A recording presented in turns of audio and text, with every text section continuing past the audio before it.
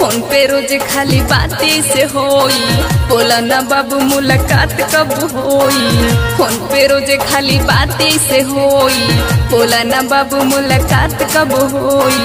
काली भोर है हमसे मिले यह गोरी हो, पिया मिलन चौरा पेना। हाँ काली भोर है हमसे मिले यह गोरी हो, पिया मिलन चौरा पेना।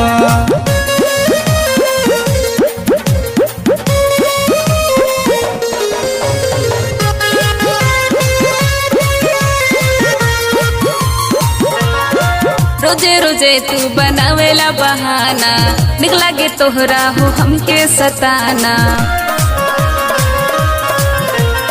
ना कहा गोरी तू वैसे कहाना, हमारी मिले तू बस इतना जाना। पियर सूट पहिर के मिले यह गोरी हो, पिया मिलन चौरा पेना।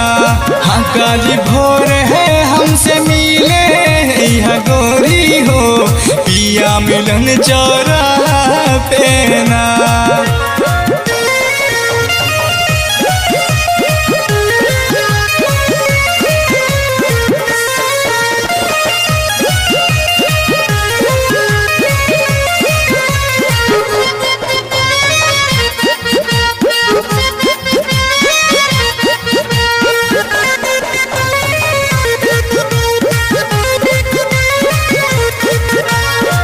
तोहरा से मिले के बड़ा करे मान हो, मिले कबई बबूला सोड़ी सजान हो।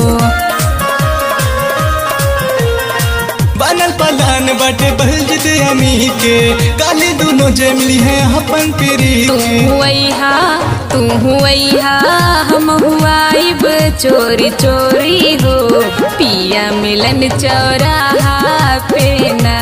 हाँ काली भोर है हमसे मिले यह गोरी हो, पिया मिलन चौरा पेना।